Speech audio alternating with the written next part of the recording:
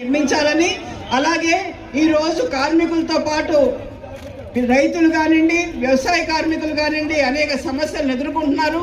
వాళ్ళు కూడా పోరాటాల్లోకి వస్తున్నారు. మొత్తం రైతు, వ్యవసాయ కార్మిక ఐక్యతని పటిష్టం చేస్తూ రాబోయే రోజుల్లో ఒక పెద్ద పోరాటాలు చేయాలని చెప్పేసి, దానికి కార్మిక వర్గాన్ని సన్నద్ధం చేయాలని చెప్పేసి మహాసభ నిర్ణయించింది. ఆ మహాసభ వివరాల్ని సిఐటియు నాయకులు మీ ముందు వివరిస్తారు. కాబట్టి వాటి లోతుల్లోకి నేను పోవటం లేదు.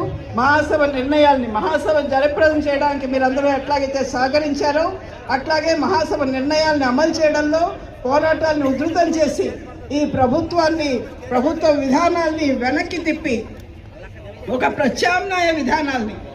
ప్రత్యామ్నాయాన్ని కార్మికుల ముందు కేవలం వ్యతిరేకించడమే కాకుండా ఈరోజు కార్మికులకి కావాల్సిందేంటి, కార్మికుల భవిష్యత్తులకి, వాటి కుటుంబాల భవిష్యత్తుకి, వాళ్ళ పిల్లల భవిష్యత్తుకి, ఈరోజు మొత్తం ప్రజల్ని భవిష్యత్తుకి ఈరోజు ఎలాంటి విధానాలు అమలు చేయాలి అనేది కూడా మహాసభ చర్చించింది.